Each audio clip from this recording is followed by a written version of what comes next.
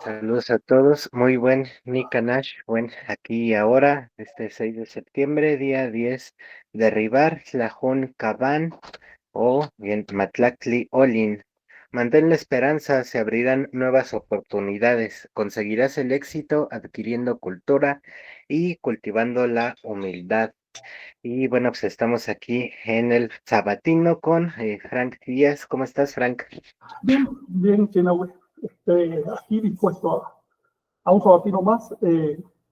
Los sabatinos estamos dejándolos para temas culturales generales o también para asuntos relativos a la IT. Y hoy me gustaría hablar un poco de eso. Me gustaría hablar un poco de ese asunto. Pero adelante, platícame tú, ¿cómo va Muy todo? bien. Muy bien, perfecto. Pues igual, así como anuncios, ayer fuimos con algunos alumnos de la certificación de KINAM. Hoy están haciendo su examen. Anduvimos por allá en el Museo de Antropología, viendo las piezas y, bueno, pues, encontrando esos simbolismos y pues también tuvieron una práctica que después igual podremos compartir con ustedes de Anabel, que les dio una clase con los avatares. Y bueno, ya están aquí Vicente y Miguel, ¿cómo están? Saludos. Saludos, muy bien, para servir. Hola Muy bien. Miguel, Vicente, no te escuchamos, ok. Ya. Ok, fíjate que antes de entrar al tema de hoy, me gustaría que Miguel nos platicara de los elementos de la fecha. Justo estamos abriendo ahora, Miguel. Apenas John acaba de leer la fecha de hoy. Bien, muy bien. Sí, Los elementos de la fecha. sí, puedes. Los que me enviaste, estos que me enviaste son de la fecha de hoy, ¿verdad? Bueno, ¿te Hombre, no, refieres estoy al mensaje? confundiendo mensajes. Estoy confundiendo tu mensaje, disculpa. Estoy confundiendo vos. Pero bueno, hablemos bien un poquito de la fecha. Siempre es bueno insistir en esto para que el público y nosotros mismos tomemos conciencia del papel, la función del calendario. Mira, Rosita anda por ahí. ¿Qué tal, Rosa? ¿Cómo estás? No te escuchamos. Eh, no te escuchamos, Rosa. Ah, Buenos días, estoy media fónica porque estuve grabando un personaje de una enferma ahora, y se me acabó la voz, pero aquí estoy, mis niños. Bueno, al menos este paso finalmente tú le has dado forma cultural. Entonces, por cualquier reflexión o pregunta que tengas. Miguel, estamos en un día 10 horas y esto significa que este día es el 10º de una trecena. Vamos a calcular qué trecena es esa. A ver, ¿qué trecena es esa? Sí, bueno, el día de hoy nos acompaña la séptima señora nocturna. En este caso, Tlazolyohua, es el tonal 10 movimiento. Estamos en el 19º de la caída de los frutos del año civil 9 lluvia, de 51 del 19º atado, de la quinta rueda, del quinto sol. Es el 11º día de la segunda casa zodiacal del año sideral y estamos en el año venusino 9 serpiente. Así es, y estamos en la trecena de conejo, la trecena conejo, final del Tonalpohualli. del Tonalpohualli. Y por supuesto, de cualquier ciclo que involucre un número entero de Tonalpohualli. ¿Ves por dónde va eso? Por lo tanto, toda sincronización de cualquier ciclo que sea con el Tonalpohualli se va a realizar en una trecena de uno conejo. Por lo tanto, uno conejo es un sello, más que un año, que un día, es un sello de sincronización. ¿Por qué? Porque tú tienes módulos mínimos de 13 días. Eso no lo puedes cortar en pedacitos, es un número primo. Luego, la sincronización se da siempre en esa trecena. Esto, insisto en este detalle, porque es algo que no se ha notado y sin embargo es fundamental para entender el ciclo de 52 años. Tienes a muchas personas de la tradición, de la academia, desde hace mucho tiempo discutiendo que si el ciclo termina o inicia en un 1 conejo o en un 2 cañas. A ver, no hay que discutir, solo que hay que entender por qué esos ciclos efectivamente terminan en un año 1 conejo y reinicia obviamente en un año 2 cañas, es que no queda otro remedio. Pero ¿por qué termina en un año 1 conejo? Esa es la pregunta que tenemos que hacernos al estudiar el calendario. ¿Por qué las cosas son como son? Una pregunta todavía más básica. ¿Por qué después de un año 1 conejo viene un año 2 cañas? ¿Por qué? ¿Por qué ese salto de conejo a caña? Y solo hicieran esa pregunta, los compañeros de la tradición no andarían diciendo que los viernes también se cuentan aparte. Una cosa tan absurda, ¿no? Si solo se hicieran esa pregunta. Y si se preguntaran por qué termina el ciclo de 52 años en año 1 conejo, los académicos entenderían que el ciclo de 52 años es apenas el inicio de un sistema de ciclos. Tú necesitas 20 ciclos de 52 años para que tenga sentido ese sello en año 1 conejo. De otro modo, no tiene sentido, es una arbitrariedad. El calendario está hecho con muchos refinamientos muy exquisitos. El calendario refleja la cultura tolteca, la cultura de Anáhuac. El calendario es, de hecho, la propuesta de los anahuacas al mundo, al universo. No es la respuesta a una necesidad étnica local. Este calendario no fue hecho para cultivar, fue hecho para medir cosas cotidianas. No se dedica tanta energía a un sistema solo para asuntos comunes, ¿no? Este calendario fue hecho para demostrar que se puede conseguir un máximo de datos con un mínimo de elementos. Es decir, apelando a la organización, apelando a sistemas de orden. Es decir, cuando tienes sistemas ordinales, cuando tú comprendes que el mismo signo, por ejemplo el 0, puede valer muy diferente si está en una posición o en otra, cuando empiezas a involucrar el espacio, el tiempo en tu fórmula, empiezas a dimensionar cómo es realmente la cultura humana. Empiezas a comprender que el mejor modo de desarrollar la cultura es pulir, reducir, armonizar las irregularidades. El calendario entonces es un sistema de armonización de irregularidades. Entendiendo el calendario entendemos a nada. Sin el calendario no hay algo. Y esto se lo digo a ustedes también como ministros de la Tolteca, porque finalmente cuando estamos hablando de doctrinas, de enseñanzas como el merecimiento, el renacimiento espiritual, una serie de cosas, tenemos referentes en el calendario. Si entendemos que en el calendario se van a entender mejor esas doctrinas. Y es el mismo calendario, además, no sirve de modelo cuando estamos exponiendo a las personas. ¿Sí? Por ejemplo, un sistema de cargadores. ¿Qué significa un cargador? ¿Qué es un cargador finalmente? Un marcador. ¿Eh? Es un marcador para que la percepción no se pierda. Es un signo. Puede ser un rumbo, pero puede ser un tonal, o puede ser simplemente un elemento fijo dentro de una secuencia, dentro de un orden, dentro de una organización. Pero ese elemento hizo algo. Estaba diciendo que es un marcador. Para marcar tiene que hacer algo. ¿Qué hace ese elemento? ¿Qué hace ese tonal? Bueno, ese tonal, aparte de que es el más importante del año, pues le da su nombre y estructura todo el sistema. Estructura el sistema. Es como una tienda de campaña de las antiguas, ¿no?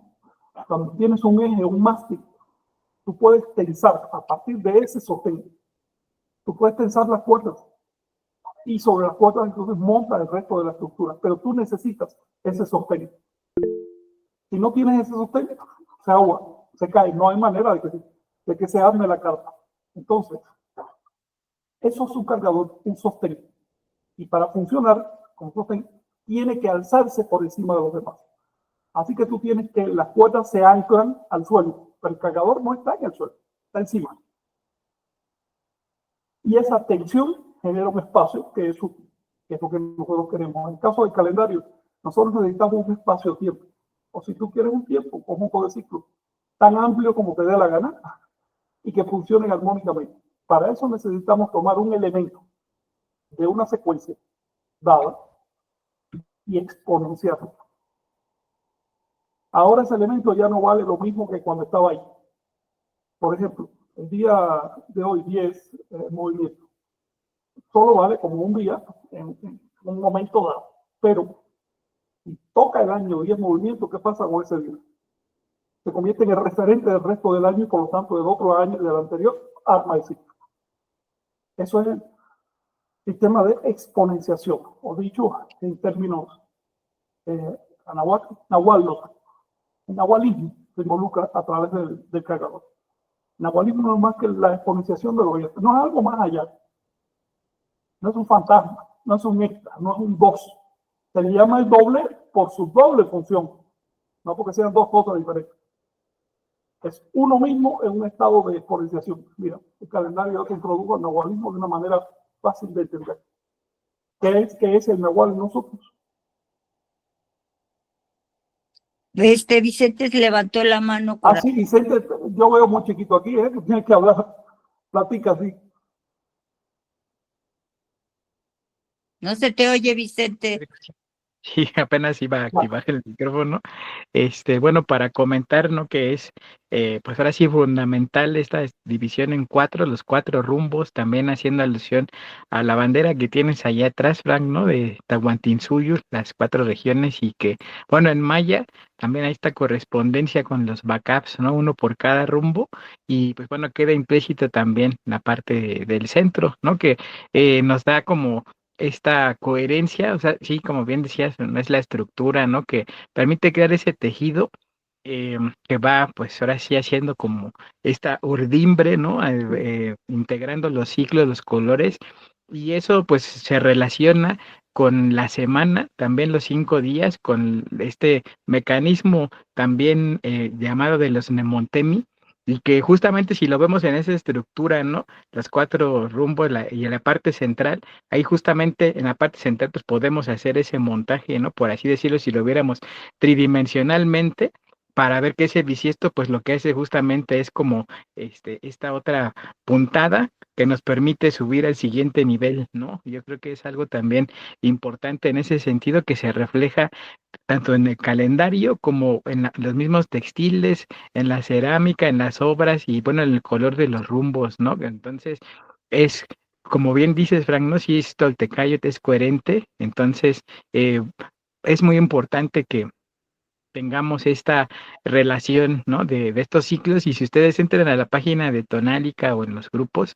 eh, donde podrán hacer estos ejercicios, lo importante pues es la verificación, que no se crean lo que dicen en los libros, ni que nos crean a nosotros, ¿no? Ni a Frank, que experimenten, verifiquen por ustedes, ahí están las herramientas, ahí están los hilos, y una vez que pues ustedes lo hagan, van a, ahora sí, a entrar, yo creo que en esta dimensión tolteca, algo que con lo que me gustaría cerrar, ¿no? En este aspecto, con también varios comentarios de tus alumnos, Frank, y de, pues también nosotros haciendo memoria cuando hace casi unos 20 años empezábamos a tomar los cursos allá con Frank, que te quiebra la cabeza, ¿no? La parte de estas cuentas, y pues bueno, es romper la estructura decimal con la vigesimal, y que en ese sentido es muy relevante, por expuesto que es yo creo que un filtro, el calendario, o bueno, a Tolteca Xiutlapuali, o la cuenta tolteca del tiempo,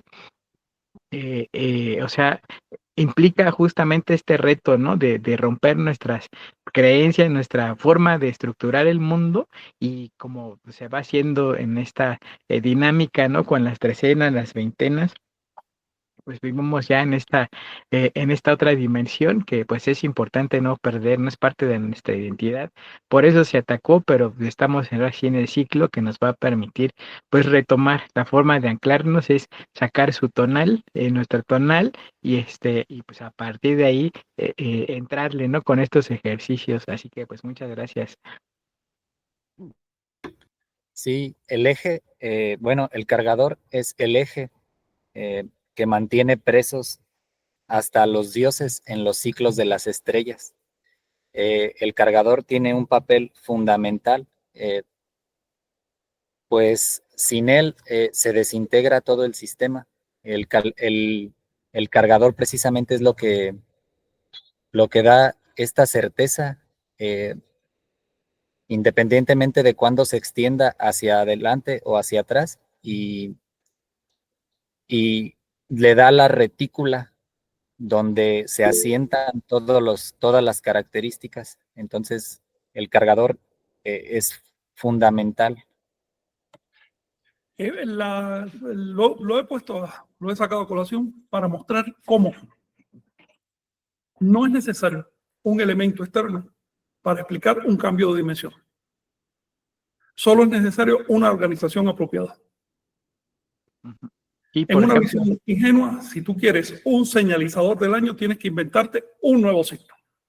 Por ejemplo, aquí tenemos la semana, los días, los meses del calendario gregoriano y tenemos secuencias de años. Pudieron haber usado los antiguos el primer día del año para llamar a ese año, porque ese primer día es muy diferente del siguiente año y del otro. Pero no, prefieren generar una rueda extra de signos que son los números. Por eso decimos que ahora estamos en el año 2025. Eso funciona si estás usando un calendario sencillo. Si usas un sistema complicado, bueno, ¿hasta dónde vas a acumular símbolos? Por lo tanto, los anahuacas prefirieron un sistema de reutilización de los mismos signos. Así que tenemos que un día como 10 movimientos le da nombre al día, pero también le da nombre a un año en determinada época. Y te está diciendo de paso a qué época nos referimos. Por supuesto que un calendario que apenas va por su año 2025 no necesita esto. Pero un calendario que tiene un punto de origen anterior al surgimiento del universo necesita distinguir épocas. ¿Cómo se hace? A través de cargadores. En otras palabras, se van exponenciando. El cargador del año luego llega a ser el cargador del ciclo de 52 años. Y luego llega a ser el cargador de un ciclo superior y de otro, de un sol, y finalmente sigue subiendo.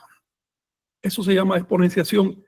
Y ese principio nos enseña algo. El nahual no es diferente del tonal. ¿Ok? No esperemos al nahual como una cosa extra al tonal. Tienes contigo todo lo que te hace falta, todos los elementos. No necesitas un extra. Pongo un ejemplo. El nahual se manifiesta fundamentalmente a través del sueño. Para empezar, ¿no? A través de los sueños. ¿Qué hace falta para soñar? Algo que ya tienes, atender. Solo eso, atender. Si a la hora de echarte a dormir tú dices, no, lo dejo para mañana, no, está muy pesado, oye, qué difícil es atender, tengo sueño. Bueno, pues no se manifiesta. Pero si tú consigues que tu atención dé un salto de orden, es la misma atención, ahí no he involucrado a nadie, ningún Dios, ningún espíritu, ninguna gracia de ningún ser sobrenatural. Pero atiendes a tu sueño y de pronto descubres algo. Y cuando ese algo fragua, ya ni siquiera te da trabajo, ya te parece obvio. Te parece normal. Es como, por ejemplo, que nos permitió caminar sobre dos pies. Pues atender al equilibrio. Ya después que aprendimos nos parece natural. De eso se trata. El nahual es la exponenciación del tonal. Por eso la palabra nahual significa literalmente, en lengua náhuatl, exponenciado. De la raíz nau, que quiere decir, bueno, el exponente. Por eso le da nombre al número 4, el primer exponente natural. ¿Ven? Eso es nahual. Los investigadores suelen pensar que los anahuacas estaban presos en una trama de dioses y de fuerzas y de poderes y de seres sobrenaturales que guiaban su vida. Eso no es así. Cuando estudiamos la evidencia vemos que no es así. El hecho de que al nahual, que es el ser Tezcatlipoca, el que domina todo, todos los dioses finalmente son aspectos de Tezcatlipoca. El hecho de que a él le pusieran un nombre de raíz nau, que simplemente significa en matemáticas exponencial, te está diciendo las cosas. sí, por ejemplo, ahorita que comentabas esto, Frank, y pues este ritual que pues ahora ya es espectáculo, ¿no? De los voladores de Papantla, pues yo creo que también hace alusión en este sentido, ¿no? A que cada uno, en este poste que se coloca ya de forma, digo, ritual, porque bueno, así se hacía antiguamente, Y ahora pues ya en las ferias de los pueblos, en Cancún, en Vallarta, en Xcaret, en todos lados, ¿no? Se realizan esta dinámica en la cual pues una vez que se eleva, ¿no? Hacia lo más alto los voladores, que bueno, en este caso son 4 y uno que está en la parte central, se dan 13 vueltas, entonces al momento de desplegarse pues son los 52. Pero justamente en la parte central, pues, es asombroso, ¿no? Más de 20 metros de alto, tocando la canción, bailando parado, de pie, sentado, justamente como en este sentido, ¿no? También de esta exponenciación, lo cual es también relevante, ¿no? Que hay esta, pues ahora sí, integración o esta coherencia con los números, con este simbolismo calendárico, que pues ahora sí ha tenido prácticamente esta dinámica, ¿no? De llegar hasta nuestros días y que pues ahora, ¿no? Más que, bueno, para atraer el turismo, entretenerlo y demás, pues también, ¿no? Nos hace participar en esta integración de elementos, ¿no? Entonces, em,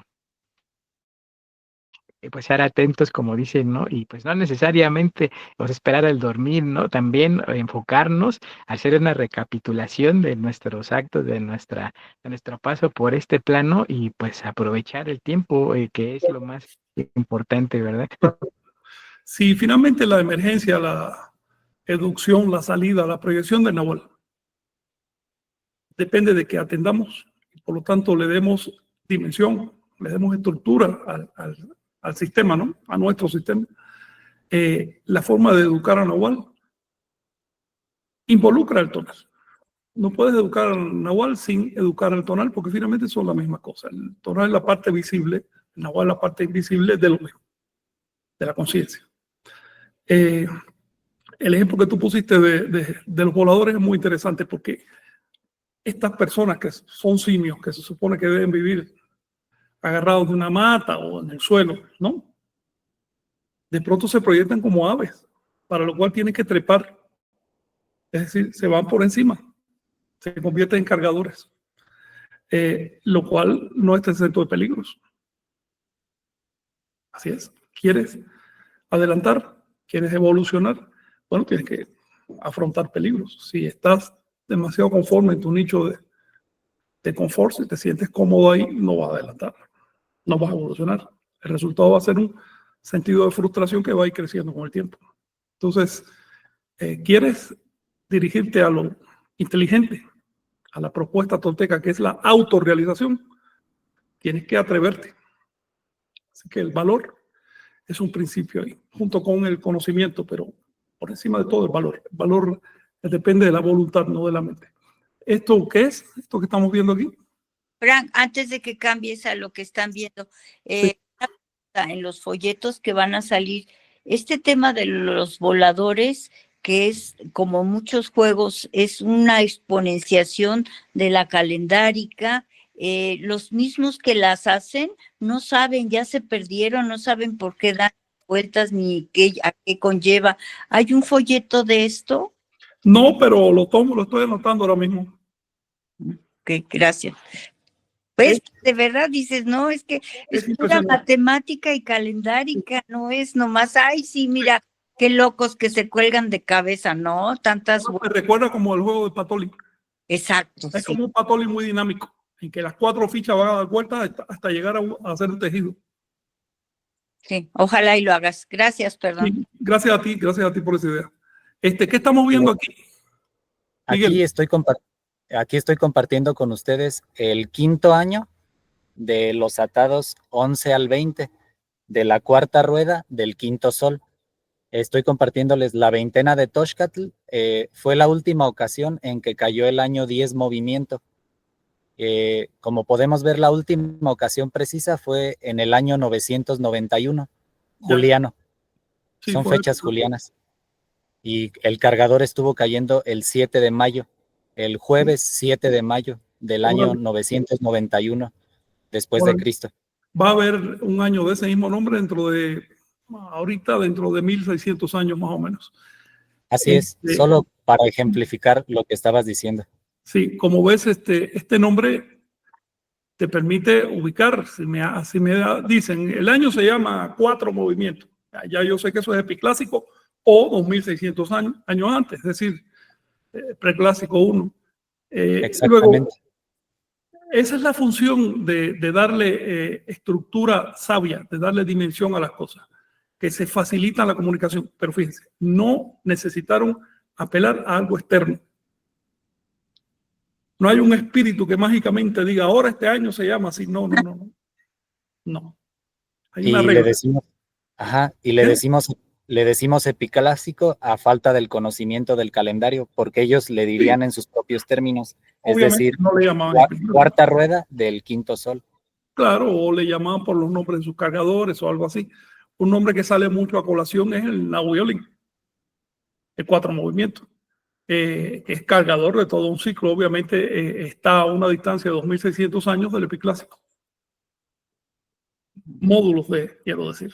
Ahora, volviendo al tema de cómo finalmente no hay dos, hay uno solo. Tonal y Nahual son solo palabras para referirnos a modalidades de la atención. Una modalidad pasiva, una modalidad que acepta y asume tácitamente, sin demostración, que el mundo es tal como lo vemos.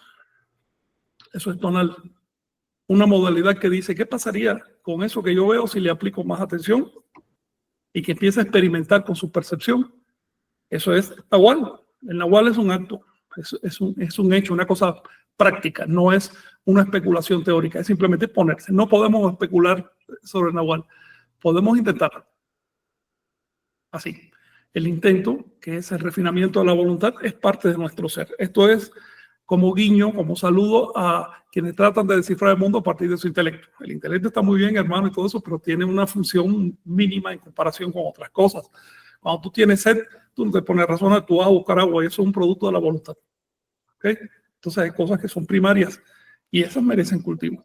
La voluntad bien entrenada produce lo que Castaneda llamó el intento, que le podemos poner otro nombre si te da la gana, pero finalmente es esa vocación inflexible, que no es tosudez, no hay que confundirlo con eso, sino es una vocación inflexible de verificación.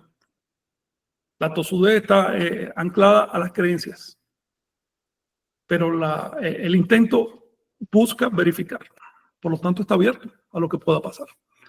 El entrenamiento de Nahual, les decía, tiene dos fases. Una es a través del ensueño, esa es la primera y es la más sencilla. Y es cuando aprovechas tus estados de subconsciencia para aplicar conciencia. La parte más compleja y de la que Carlos Castaneda no quiso hablar, que dice que lo ofendían cada vez que quería hablar de eso, tiene que ver con el tonal. Tiene que ver con lo que hacemos cotidianamente, día a día, en nuestra vida.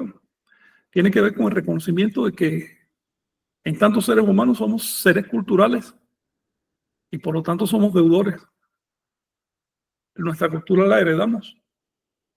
Es rara la persona que haya creado un motivo cultural. Casi todos estamos heredando cultura. Y si quitamos esa cultura, si quitamos la lengua, si quitamos la ropa, si quitamos los espejuelos, si quitamos todos los elementos culturales que usamos día a día, ¿qué es lo que queda? El chango. Queda un chango. Queda un chango sin el menor pulimento. ¿Ves? Eso es todo lo que queda.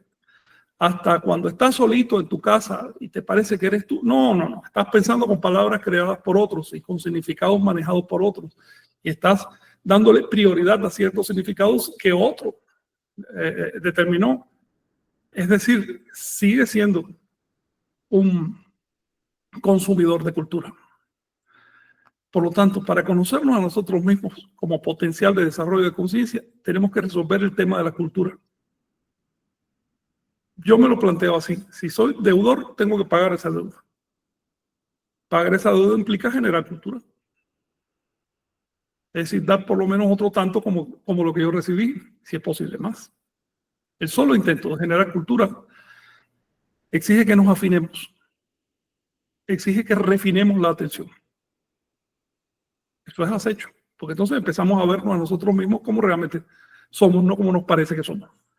empezamos a vernos como el resultado de un montón de contingencias que a veces no nos interesa, con las que a veces no estamos de acuerdo, pero aquí estamos, somos herederos de eso. Es como las personas que cargan un título nobiliario, solo porque mi familia fue así, entonces yo tengo que ser así. O quien dice un título delincuencial. Yo tengo que robar porque mi familia siempre fue de delincuentes. No, para nada. Si quieres encontrarte a ti mismo, tienes que salir de todo eso, tienes que romper todo eso, cortar esas rémoras. Empezar a pensar, ¿qué he hecho yo por el mundo? ¿Cómo estoy pagando esa deuda? ¿Soy un merecido o todavía no soy merecido? Por eso merecimiento es la palabra clave de Camino Tolteca. Es decir, merece lo que ha recibido, no pretendas lo que no ha merecido. Es tan simple como eso. ¿Tienen alguna cuestión ustedes? No, siguen, me encanta que digas cosas que me... Bueno. Yo quisiera, ahora que mencionas esto de el tonal 4 movimiento, también mencionar que el tonal 4 movimiento fue el primer tonal del año civil de los atados 11 al 20 de la cuarta rueda. Como lo podemos ver aquí, fue el primero de Acahualo. Y bueno, ya en la quinta rueda, en los atados del 1 al 10, el primer día civil es el día 13 caña. Ajá. Pero ahora, en su segunda mitad de la quinta rueda, el primer tonal del día civil es el 9 agua. Claro. Solamente para quienes Sí. les interese. Lo que dices también es un tip para quienes están en el calendario. Obviamente, si tú tienes un año que inicia en determinado tonal, sea cargador o no, olvídate de eso ahora, pero inicia en determinado tonal, eso te va a perseguir cada 52 años durante 520 años. Así es. No, ahí no queda otro remedio. Es por eso que el manejo de los elementos con una visión de orden, de estructura, es decir, de exponenciación, de proyección, te permite organizar las cosas. La organización real, por ejemplo, la organización biológica, no es más que un sistema de exponenciación. Tenemos pocos recursos a nuestra disposición. Bueno, pues hay que usarlos. Por eso somos tan redundantes, biológicamente hablando. Un mismo órgano sirve para un montón de cosas diferentes. Para un montón. ¿Ves? Y por otro lado, la función de ese órgano se puede suplir con otro órgano. De otro modo, no existiríamos. Lo que importa, por supuesto, es que haya elementos que permitan una categorización. ¿Ves? Por ejemplo, si enciendes un fósforo y te estás quemando, pero al mismo tiempo tienes hambre, tu cerebro sabe categorizar qué es lo más importante en este momento. ¿Ves? Te pongo otro ejemplo. Si estás en caída libre por un precipicio, pero al mismo tiempo tienes dudas de si Dios existe o no existe. No, pues... Estás en caída libre, man, desde que naciste.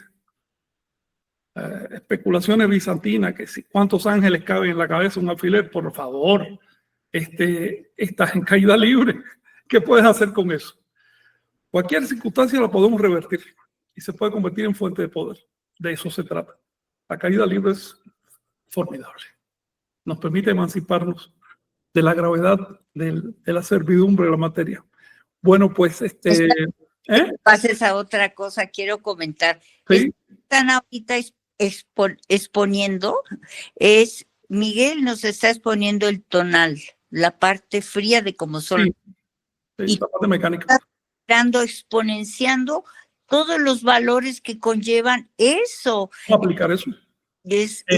No todo, sino una de las aplicaciones, tiene muchas. Por ejemplo, el calendario también tú lo notas en la organización social. Cómo organizaban los barrios, las ciudades. Por ejemplo, estás viendo cómo el ser humano adulto y cuerdo, además, se consideraba unidad. ¿Ves? Pero el ser humano era parte de un grupo de 20. Eso se llamaba Sempantli, una bandera. Eran unidades productivas o unidades militares, lo que tú quieras, pero 20 adultos formaban una unidad, porque es un número fácil de organizar.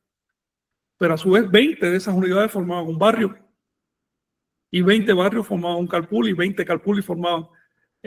teóricamente hablando, ¿no? Una ciudad capital, 20 ciudades capitales formaban un estado, 20 estados integraban Anáhuac. Es decir, estás viendo una proporción vigesimal no estricta, porque por supuesto en la práctica era necesaria la flexibilidad, pero ideal por lo menos para organizar aquella sociedad. Entonces, la organización les permitía un ejercicio resonante. Es decir, si tienes ya la estructura creada para organizar una cuadrilla de 20 trabajadores, esa misma estructura es la que te sirve para organizar el Estado o las relaciones entre Estados, Confederación de Anáhuac. Esa misma estructura, solo tienes que exponenciarla. Es la organización, yo lo que estoy pidiendo desde hace tiempo, así las pláticas, la organización de nuestros antepasados en diferentes temas, porque todo estaban súper organizados y esto Sí. es fascinante, la atención, que es muy importante, Sí. a la organización, al tonal y al nahual. Si me permite, Vicente, antes de que platique Vicente, quiero mencionar un detalle. Esto ya en atención a los arqueólogos y a los estudiantes. Esto es lo que explica por qué las ciudades capitales de Anáhuac tenían 160,000 personas. Cuando crecían más, hacían barrios, en otro lado hacían nuevas ciudades. Y esto te dice cuál es la cantidad teórica de habitantes que ellos asignaban al margen de que literalmente no fuera así. Pero la cantidad ideal, estructural, que ellos le asignaban a Anáhuac, 64 millones de personas. No está muy lejos de lo que en realidad llegó a ver en los momentos de más esplendor. Vamos a esto. Si encuentras el sentido de la estructura, empiezas a explicar las partes. Y también empiezas a darte cuenta de qué partes no resuenan bien, no son armónicas. Y tienes un elemento de rectificación. Eso es Toltecayote. Encontrar un estado de armonización que te permita rectificar lo que no cabe en ese estado de armonización. Y esa armonización tiene que ser sabia. Porque si te da por armonizar como te dé la gana las cosas, llega un momento que todo lo que no quepa ahí choca. Es como una persona que tiene una creencia fanática, ¿no? Bueno, cualquiera que opine diferente merece ser torturado para siempre en el infierno o ser achicharrado a un armagedón. Así es, a ese nivel, ¿no? Ay. Pero armonizar no significa reducir y eliminar todo lo diferente, sino crear estructuras suficientemente amplias, flexibles, coherentes, como para integrar la realidad completa. De nuevo, el calendario. ¿Por qué le dan un punto de origen cíclico al calendario que es 2 trillones de veces superior a la edad que se le da hoy al universo? ¿Por qué? Te están diciendo, esta estructura excede cualquier cosa que podamos siquiera imaginar. Por lo tanto, ahí cabe todo. Ahí cabe todo, lo cual no significa que no haya una fórmula, que no haya una organización. ¿Ok? Por ejemplo, cabe el delincuente, pero con su castigo. Vicente, sí, adelante. Tienes apagado el micro, Vicente. Sí, es que no, me tarda un poquito en activarlo porque estoy, ahora sí, consultando, ¿no? Por ejemplo, Cristóbal de Olí, en una de sus fuentes, comentaba que justamente los cargadores iban de 20 en 20 con banderas, ¿no? En ese caso, y que pues también en ese sentido, pues todavía se llega a preservar en algunas regiones, ¿no? Estos cargadores con los mecapales, que hasta 20 kilos, o en que inclusive cargaban hasta personas, ¿no? Lo cual es impresionante, y no nada más aquí en Anáhuac, hasta Colombia, ¿no? Y otras regiones del continente americano. Pero bueno, más allá de en ese aspecto de la dimensión de los comerciantes, mercaderes o el transporte antiguo, como bien decía Frank, ¿no? En este caso, el 20 en donde más se aplica, también en los días de la veintena del mes, exactamente, ¿no? Lo cual es también relevante, ¿no? Entonces, creo que sí es muy importante conocer estos números que pues forman parte, ¿no? De estas estructuras y la forma en la cual interactúan, ¿no? Como bien nos decía Miguel, ¿no? En este sentido, cómo es posible ubicarnos, ¿no? O sea, esto trasciende ahora sí, la visión muy corta que tenemos en Occidente, ¿no? De restringirnos nada más a esta imposición, ¿no? De la historia oficialista, ¿no? Diciéndonos, pues estamos en el periodo colonial, o sea, el clásico, posclásico, clásico, preclásico, como sea. Es muy importante remitirnos a nuestras fuentes y como tal, pues eso lo están haciendo justamente, ¿no? Con estas publicaciones, con la práctica. Entonces, pues sí es la invitación, ¿no? Vivamos el tiempo en esta retícula. Y pues es una forma de también defender nuestra identidad, ¿no? El calendario, la lengua, nuestras historias, nuestras escrituras sagradas, los santuarios, pero pues lo primordialmente importante, ¿no? Justamente el saber que pues estamos en un contexto muy importante, ¿no? Ahora que estamos perfilando ya el cierre de este ciclo de los 260 días, ¿no? El Tonalpohualli y el Xipohualli y todas las ruedas que se conectan, pues aprovecharlas, ¿no? Venimos aquí por algo y pues que pues sea lo más provechoso, ¿no? Ahora sí con los errores y aciertos, pero no perder el intento, pues ni la voluntad, ¿no? Vamos a fracasar, vamos a caernos, pero hay que levantarnos y hay que crear, ¿no? Así Gracias, es, Vicente. ¿Alguien más que quiera? Sí, adelante. y se me hace importante ahora, Vicente, que mencionas este número 20 como un factor de organización humana en el plano cosmológico de en medio, es decir, en el Tlaltípac, como el cero matemático, es decir, el primer orden o la ausencia total, puede también relacionarse al Mictlán, es decir, al plano cosmológico más abajo, y a su vez el tercer orden matemático 400 está escrito también en las fuentes como las 400 estrellas, entonces alude al Topan, es decir, hay una coherencia entre la matemática, la organización humana, el calendario y la cosmología. Sí, ahora que Vicente mencionó lo de los 20 cargadores, porque finalmente no son 4, son 20 en el tiempo completo y 4 por sección. Recordé que Núñez de la Vega, el cronista que estuvo trabajando en Chiapas, su libro se llama Constituciones Diocesanas del Obispado de Chiapas, si mal no me acuerdo. Él dice que los 20 signos fueron 20 profetas en su momento. De hecho, encontré aquí la nota, se las voy a leer. No sé, ¿conoce esa nota, Miguel? Aún Los no. 20 botanes. No, ni yo. Bien, se los voy a leer porque está muy curioso. Adelante. Vicente se la conoce, mira. Este cronista se llama Francisco Núñez de la Vega y en su libro Constituciones, voy a tratar de leerles acá. Dice, Botán es el tercer gentil. Gentil le llama a él a los profetas gentiles. Le dice los gentiles, quiere decir los profetas de los gentiles. Este es el profeta si quieres. Pero mira lo que estoy diciendo. Botán es el tercer gentil que está puesto en el calendario. Es decir, Akbal o Cali. Y en un cuadernillo histórico escrito en idioma de indios, en maya de Chiapas, va nombrando todos los parajes y pueblos por donde estuvo. Y hasta estos tiempos, es decir, hasta el momento en que estoy escribiendo, en el sitio de Teopisca ha habido generaciones que se llaman de botanes, es decir, de profetas. Dejó una generación. Además dice el cuadernillo que es señor de un palo que llaman Tepanaguaste, es decir, el Teponastle. Teponastle, acuérdate que es un elemento identificador de Seacatopilsi y de los profetas porque es lo que da música, ¿no? Un Teponastle que vio en una pared grande que es como Torre de Babel, está hablando de una pirámide, y que es el primer hombre que Dios envió a dividir y repartir estas tierras de Indias.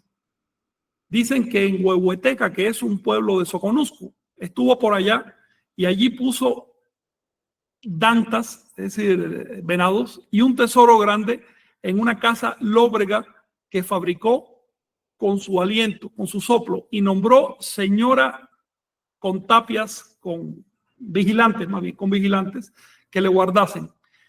Este tesoro era unas tinajas tapadas con el mismo barro de una pieza donde estaban grabadas en piedra las figuras que los indios antiguos ponen en el medio del calendario con chalchihuites y otras figuras supersticiosas, es decir, con números. ¿Tú entiendes de qué se trata? Que todo esto se sacó de una cueva y se entregó a la misma señora y a los guardianes de ella. Y en la plaza de Huehuetán se quemaron públicamente cuando hicimos la visita en dicha provincia en el año de 1691. A este Huetán lo veneran mucho todos los indios y en alguna provincia le tienen por el corazón de los pueblos. Así dice. ¿Sabe Dios qué quiere decir con eso? Ahora mira lo que dice de Ben Ocaña. Es el terciodécimo, es decir, el 13 gentil de este calendario, en cuyo cuaderno histórico escrito en idioma indio dice que dejó inscrito su nombre en la piedra parada, que es un sitio que está en el pueblo de Comitlán. Y en dicho cuadernillo va poniendo sucintamente por generaciones los nombres de los señores principales y ascendientes antiguos, las guerras que unos con otros tuvieron y los soldados de cada parcialidad. Y dice que Chinax, que es Tecpatl, fue un gran guerrero. Tecpatl es Mixcoatl. Y así todos los calendarios y cuadernillos de figuras le pintan con bandera en la mano y rematan su historia diciendo que murió ahorcado y quemado por el nahual de otro gentil. Se pugnas. También hace memoria de Lambat, que es el octavo gentil. Lambat, tú sabes que es conejo. Lamat le llaman los mayas. De estos cuatro que son Wotan, Lambat, Ben y Chinax, es decir, Caza, Conejo, Caña y Pedernal, se hace la cuenta por meses y días en los calendarios, porque estos referidos debieron de ser los que más propagaron en esta provincia, y así son los más celebrados como santos, al señalarlos como nahuales, y porque no se pierda entre los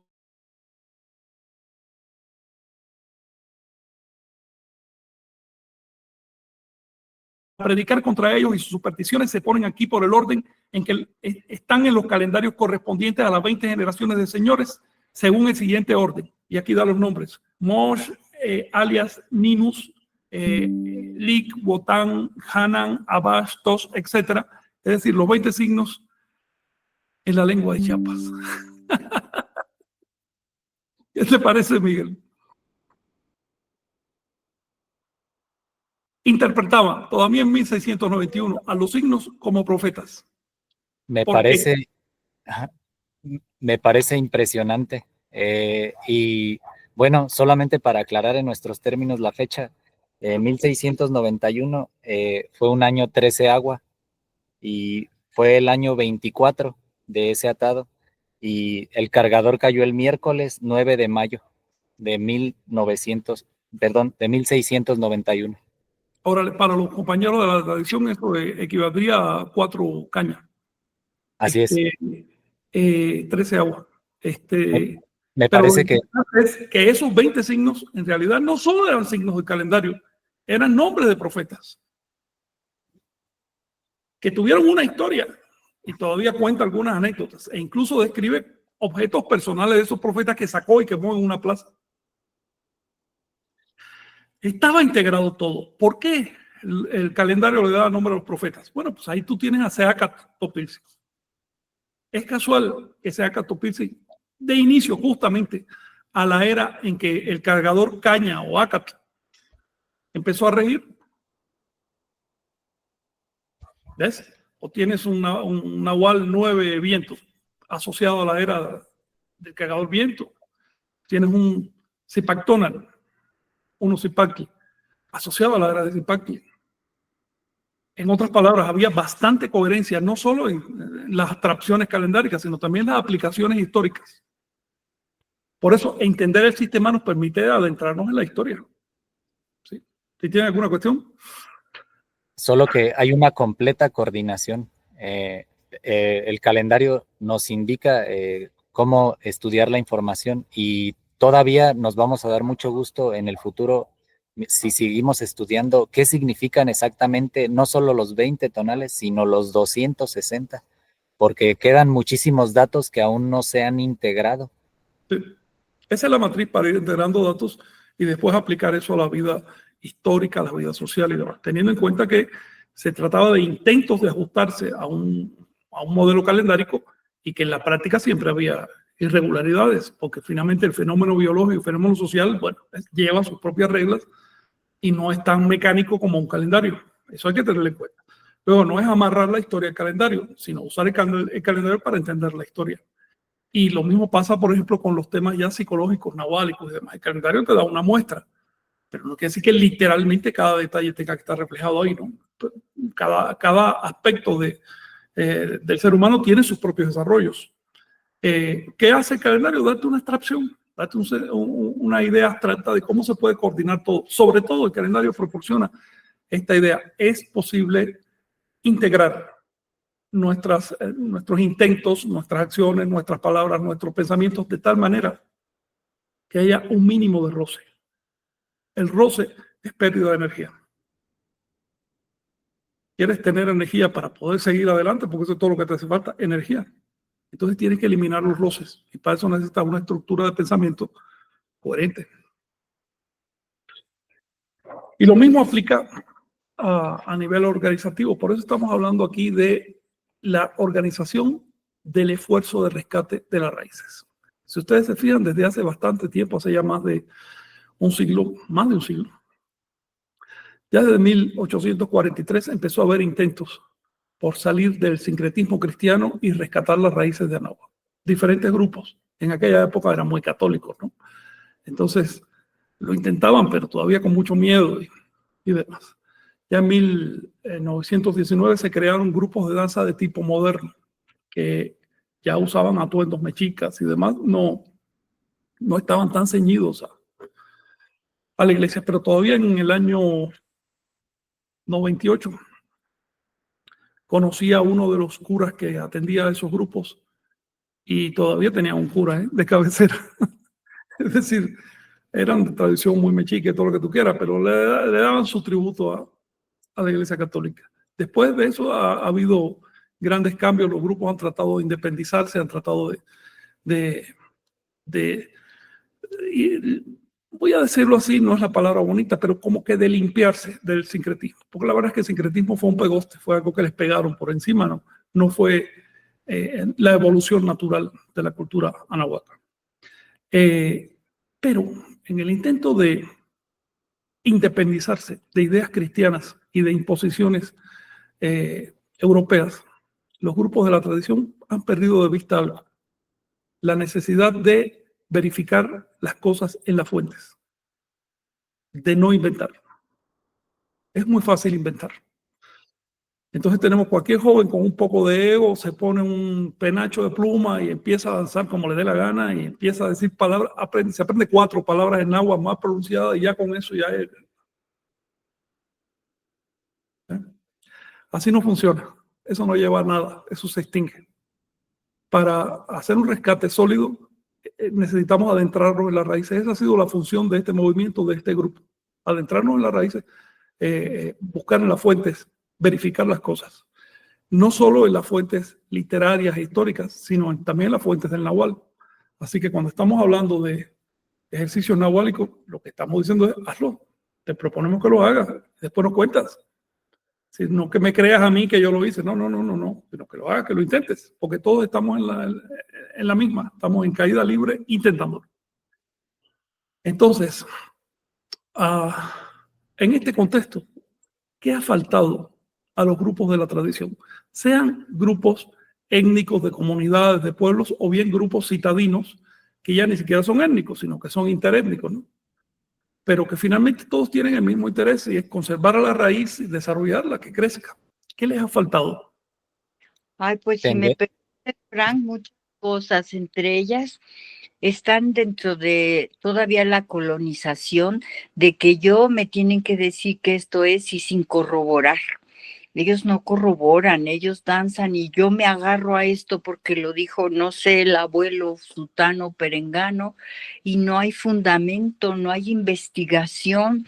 Entonces sienten que se faltarían a ellos, pero se están faltando porque no están, o sea, de repente un rechazo muy grande a todo lo que se escribió, pero a ver, ni siquiera los códices, ok, no quieres leer las traducciones, entonces ponte a leer lo que significan los códices.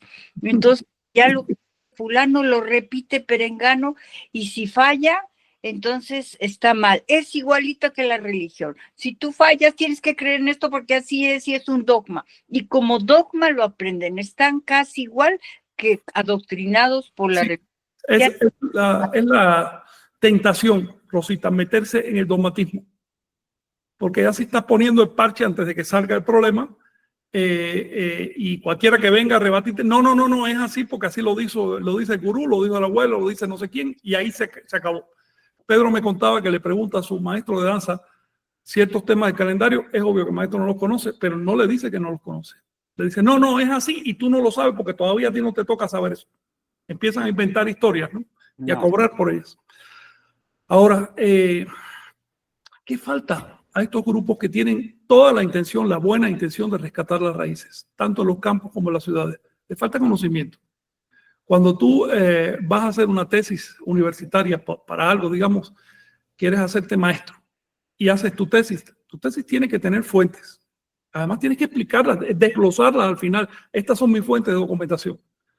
Tienes que tener además demostración interna. Si dices cosas, tienes que demostrarlas. De otro modo, no te aprueban esa tesis. Pero tú estás haciendo esa tesis porque ya llevas años en la escuela. Y poco a poco te fueron educando. Te fueron explicando por qué es necesario siempre que revises las cosas, que las documentes, que las razones. ¿Te acuerdas desde primaria como te dicen, a ver, haces la operación así, después haces una raya y dice, ahora vamos a demostrarla, y la haces al revés y ves que llegas al mismo? ¿Ves? Fueron años de entrenamiento mental hasta que una persona capta y dice, caramba, no se vale decirlo en el aire, yo tengo que documentarlo, de otro modo no es raíz. Eso ha faltado a los grupos de la tradición, tanto citadina como campesina. Ha faltado educación. Y por supuesto todo el conocimiento que implica la educación. Si a ti te dan 10 años de historia, son 10 años de datos que tienes en tu mente. Si no has recibido esos 10 años de historia, entonces tienes una vaga idea de cómo fue la cosa. Los huecos los suples con imaginaciones. Y además imaginaciones, entre comillas, tampoco sustentables, como por decir este ejemplo de los voladores. Es una ceremonia, un ritual, un mitote, como le quieras llamar, pero tiene su fondo, su profundidad. Y aquí no, ya no hay, se perdió. Antes hasta de los juegos, en las fiestas, en las cuentas, todo no perdían la estructura, la organización. Era una civilización. Una civilización se hace sobre escuelas, no sobre la intuición. Pongo un ejemplo. Una persona en Anagua quería graduarse como Tícitl, médico, y tenía que estar aprendiendo y practicando como 20 años antes que finalmente se le reconociera como médico. En la actualidad cualquiera, porque se inspiró con una hierba o que se lo dijeron por ahí, ya se presenta como médico y está matando gente. Sí. Y no hay un sistema de observación que permita decir esto sí y esto no. Y lo único que hacen luego las autoridades, quito todo, entonces no hay... Las autoridades reaccionan de manera espasmódica, brutal, porque es que no les queda más remedio. Las autoridades no están para conocer esos detalles. Y tienen, por otro lado, que prevenir las muertes y demás. Así que lo quito todo y se acabó. La cultura del pueblo es el pueblo el que tiene que ponerse riguroso y decir, no le voy a dar un título de médico a nadie que no se lo haya ganado. En el México antiguo no había sanadores ni curanderos, nada. Había médicos y había ayudantes de los médicos y tenían la carrera de medicina y la estudiaban. Si hoy no exigimos lo mismo, pues obviamente eso va a conducir a problemas y vamos a terminar perdiendo todo. Faltaba, por lo tanto, organización. A los grupos de la tradición les está faltando organización social. ¿Cómo tú puedes verificar que tal persona recibió conocimientos? Si creas una escuela, si creas un sistema de inscripción, de registro, de observación, de seguimiento. Había escuelas en Anagua, había hasta universidades. Solo así se construye una civilización. Si no hay un sistema de transmisión del conocimiento, no hay civilización. Eso existía. Pues eso hay que recuperarlo.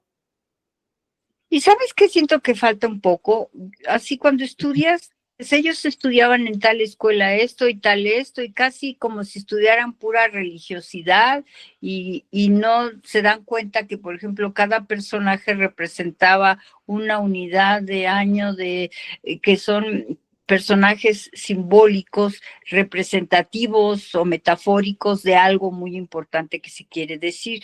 Entonces, realmente cuando tú estudias parece que las escuelas pues, eran así como si ir a cantar y no más, no estudiar.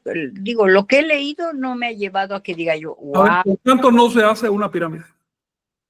Una pirámide requiere mínimo saber de diseño y saber de cálculo de resistencia de materiales, por lo menos. Saber matemática. Y no sumar y restar, por favor. Matemáticas de un cierto nivel. Con cantos no se hace eso. Por supuesto que había escuelas, y ahí están las evidencias de la escuela. Solo que nosotros tendemos a interpretar el pasado en un plano mágico, porque ya no entendemos las metáforas, no entendemos los códigos. Entonces lo metemos en un plano mágico y nos es más cómodo. Ya entendimos el pasado, es mágico, y nosotros sí, en cambio nosotros somos racionales. Es la visión miope, falsa, que tiene la cultura, la civilización moderna. Nosotros estamos en la cúspide de la pirámide de la evolución y los demás pues tenían pensamientos mágicos. Las evidencias no dicen eso, dicen otra cosa. Tenemos que ser humildes si queremos entender la historia. Ahora, en el caso de Anáhuac específicamente, entonces falta conocimiento y falta organización para transmitir esos conocimientos y para elevarlos y para empezar a acumular conocimientos. Falta organización. La Entonces organización. vemos, nomás en la Ciudad de México debe haber 200, 300 grupos de danzantes, puede que más, sin organización alguna. Lo más que se organizan es para decir, tal día voy a estar en tal lugar para danzar. Pero por detrás de eso no hay nada. Sí, lo que más está estorbando efectivamente es la ignorancia y la soberbia, porque si no trascendemos la ignorancia y la soberbia haciendo el sacrificio humano de uno sacrificarse y estudiar y tener humildad, jamás vamos a llegar a la organización, no vamos a llegar a la tendencia a la unidad. Y sería muy peligroso que no lleguemos ahí, porque si nosotros que somos los que estamos interesados no llegamos a la tendencia a la unidad, ¿cómo vamos ahora a generar que la apatía de los que no están interesados disminuya? ¿Cómo revertir eso? Claro. Claro. El tema de la organización es crítico. Obviamente, organizar lo que no tiene contenido es una tontería. Es tener estructuras sin contenido. El calendario te enseña que cada organización surge porque es necesaria, porque hay unos contenidos que es necesario organizar. Así que primero tiene que haber contenido en forma de conocimiento y después tiene que haber organización de esos contenidos. En mi consejo, quizás me esté equivocando, pero mi consejo a quienes me escuchan, a las futuras generaciones, aprovechen las estructuras organizativas que les conceden los gobiernos criollos. Los gobiernos criollos no es que, digamos, no son obviamente gobiernos anahuacas ni nada de eso, pero de todas maneras tampoco son dictaduras. Conceden espacios de organización de las ideas, aprovechenlo. No se contenten con ser menos de lo que puede ser. Si ustedes pueden llegar a ser, por ejemplo, una organización con derechos sociales, con derecho a salir a la calle y poner una manta para hacer propaganda de las ideas, con derecho a poner una mesa y vender literatura, etcétera. ¿Por qué contentarse con estar en un rinconcito ahí medio escondido hasta que llega la policía y disuelve el grupo? ¿Por qué? ¿Por qué permitirle esos derechos a un montón de sectas que vienen del exterior y no reclamarlos para las ideas que vienen a Anáhuac? Dado esto que estamos, ¿sí? dado ¿Sí? esto que estamos platicando, Frank, ¿qué le podrías decir tú a las personas que tienen cerca familia que habla náhuatl y que lo escriben en náhuatl macehual? ¿Qué Bueno, les podrías decir tú sobre la importancia de escribirlo de manera fonética? bueno, primero, quienes están cerca de alguna lengua nativa, sea porque la hablen o la escuchan, atesoren eso.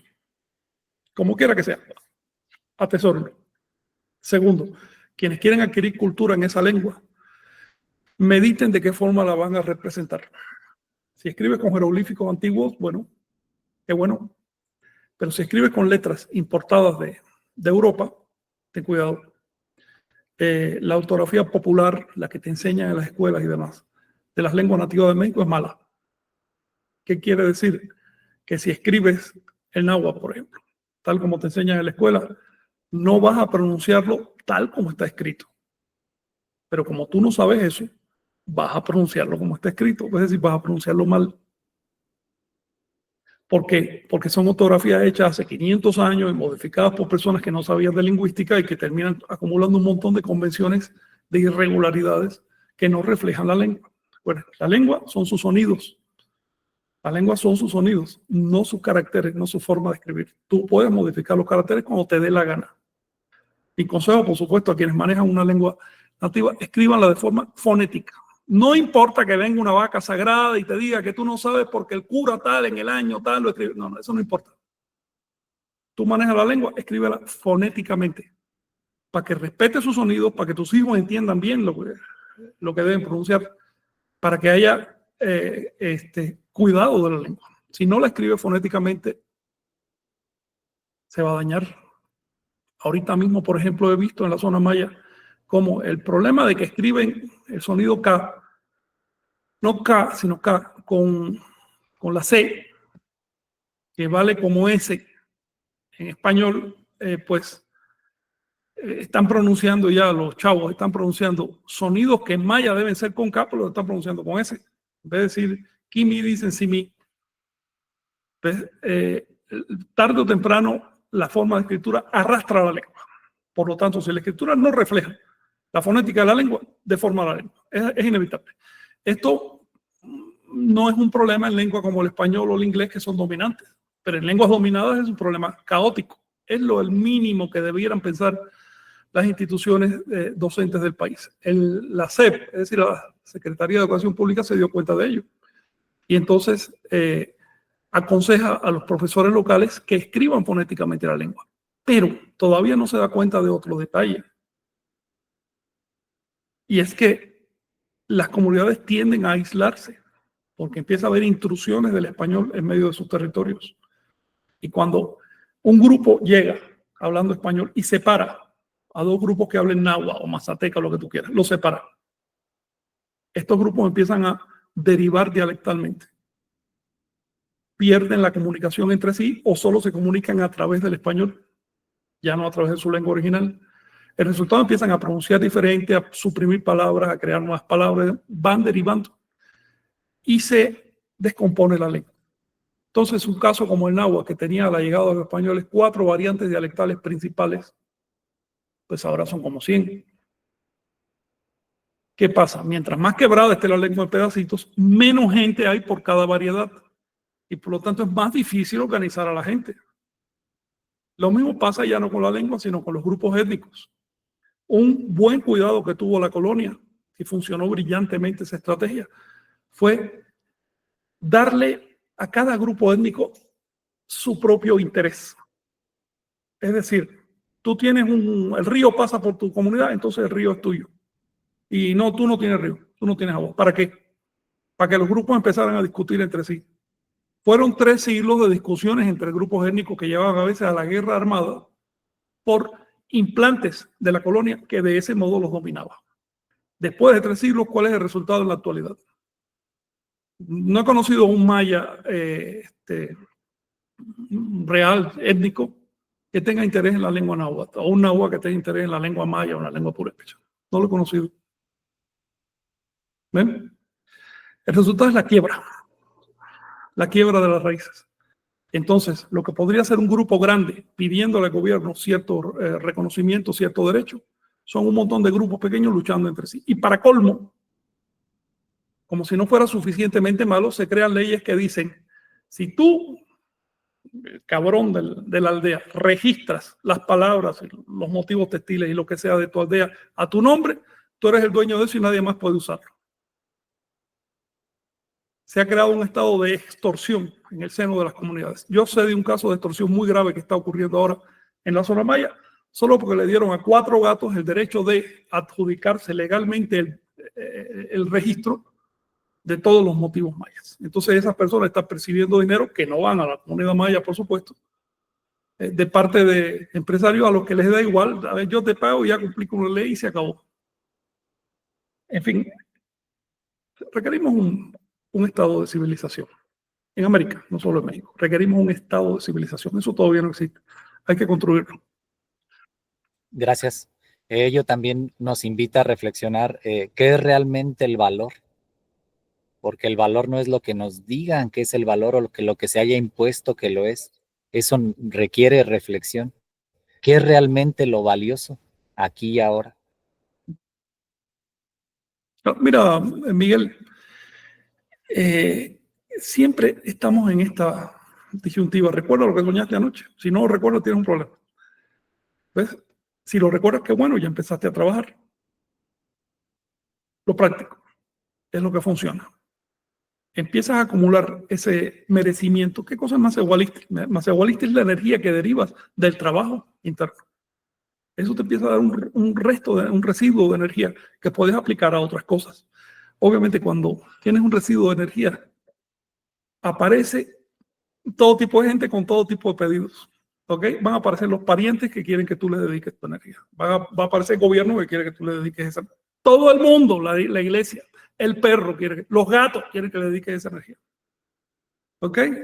Así que no es solo recuperar la energía, es también tener previsto desde el primer momento dónde la quieres invertir, e invertirla rápido antes que te la quites. Entonces comienzas a generar un tesoro, un depósito. Ese es tu punto de referencia, ese es tu valor. Pero bueno, ya estamos hablando de técnica nahual, no es el objeto de este encuentro. Oye, Frank, aprovechando que queremos robarte tu energía, a ver, ya no sé si sacaste folleto de las escuelas de la náhuatl, porque de verdad... Tengo previsto una investigación sobre el sistema educativo. Tengo apuntes dispersos, ¿no? Pero no así ordenados. Recuerda que finalmente, recuerda que hay cosas básicas en todas las civilizaciones. Tiene que haber educación. Lo mismo en Anáhuac que en Mesopotamia. ¿Ok? Eso es básico. ¿Qué es lo específico de Anáhuac? Hay varios detalles que a tomar en cuenta y sobre eso quiero enfatizar. También me interesa cómo recuperar ese interés que tenían los anahuacas por la educación, por la cultura, por la literatura, por los textos, por la escritura, por el simbolismo, por la simbolización. Porque veo que durante 3, 4 siglos le han dicho a los anahuacas que la escritura y los libros vienen de Europa, pero que lo de ellos eran plumas y pellejos. Y entonces ahora se dedican a la pluma y el pellejo, le parece que esas son sus raíces. Es una estafa total. Anáhuac era una civilización literaria y eso hay que recuperarlo.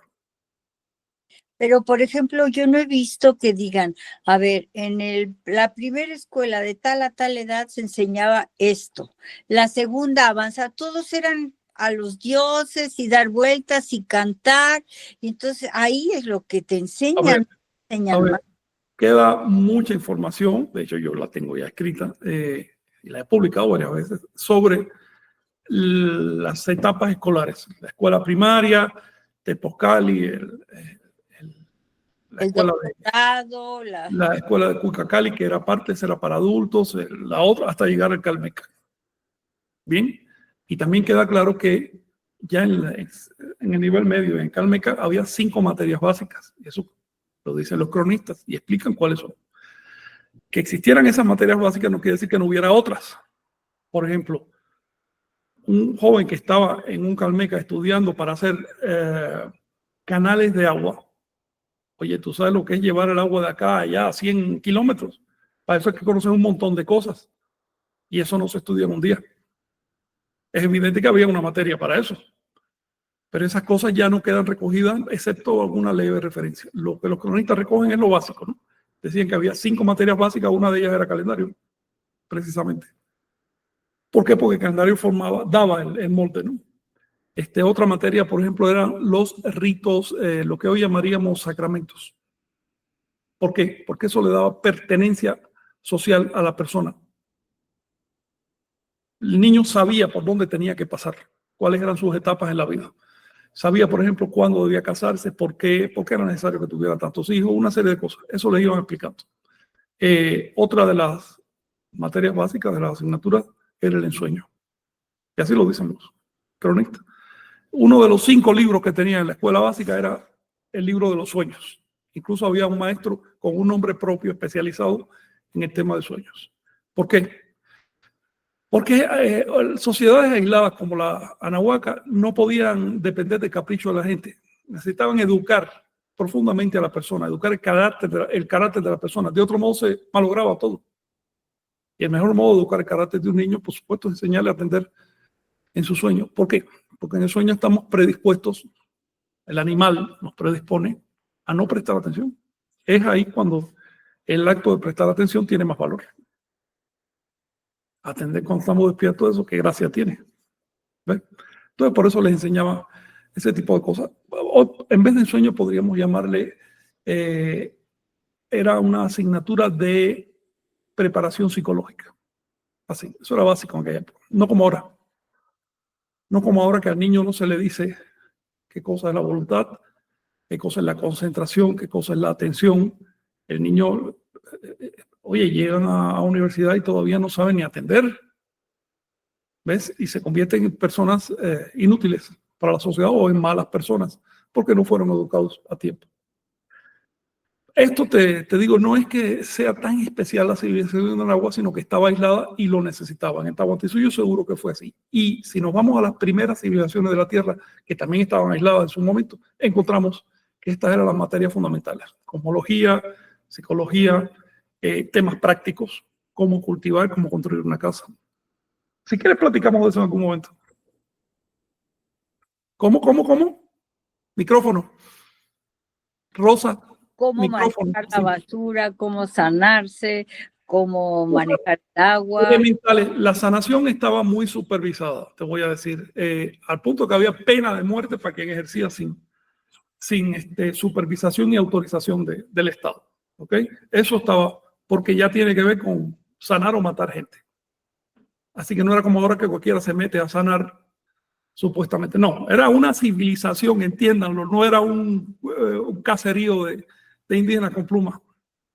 Por lo tanto, tenía que tener control sobre ese tema.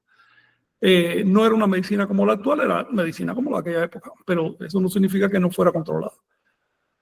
Ahora se supone sí, que también había escuelas de guerra, ¿no? Para que salieran los guerreros. Una de las asignaturas básicas era Papolotes. el entrenamiento marcial.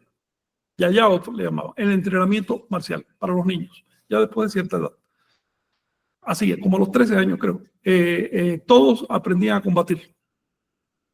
¿Por qué? Porque el entrenamiento marcial te enseña a tener paciencia, a contenerte, a aplicarte, a ser rápido, a tener reacciones, etc. ¿Ves? Te enseña a honrar al enemigo, a no ceder a pasiones, a verte a ti mismo como parte de una contienda cósmica. Es decir, eleva el espíritu. Eso hace el entrenamiento marcial. También lo vamos a encontrar en todas las antiguas civilizaciones, sobre todo en China y la India, donde eran asignaturas básicas. En otras palabras, si nos vamos a las civilizaciones madres de la Tierra, vamos a ver elementos muy comunes. Al saber esto, ya tenemos una guía para ir a buscar en la historia de Anahuac. Sí, mi vida, quiero un folletito de eso, de cuáles eran el equivalente a la universidad, cuáles eran especialidades, Si te parece, después lo hablamos. Hablamos de eso para que me den más detalles, ¿no? Para que me oriente un poco. Perdón, sorry. Sí, adelante. Bueno, pues sigue, nomás era que quería, ya que estás diciendo, te están robando tu energía porque quieren que hagas esto. Y te dije, pues se la voy a robar ahorita porque quiero que haga esto. A ver si pega. Mira, la energía bien invertida no es un robo, al contrario, crece, fructifica. Malo es cuando te la quitan a lo tonto, cuando te clavan un montón de ideas en la cabeza y tú te sientes obligado a actuar así porque así dice que tiene que ser, porque eso es lo bueno. Puedes estar segura que la energía no cae en el suelo. Siempre hay alguien que se está quedando con eso. Estoy hablando en particular de las creencias religiosas. Adelante, compañeros. Sí, ya estoy cansado. Pues sí, vamos a saludar a todos los que han estado acá con nosotros. Reyes Estrada, también Carla Alejandra, saludos desde el fin del mundo, sí, está allá en Chile. Salvador Mendoza, este, hola, gracias por su intento. Nos comenta, bueno, esto con respecto a eh, ya, perdón, me estaba confundiendo con el audio donde reviso la transmisión. Con respecto a los voladores de Papantla, en un sentido energético, el tronco del Tamuancha en náhuatl, ¿cómo lo denominaríamos? Lo entiendo como teolía o como Tontecayot y que en cada acto ofrendas merecimiento, pero en otros autores he encontrado en sentido individual el cordón de plata.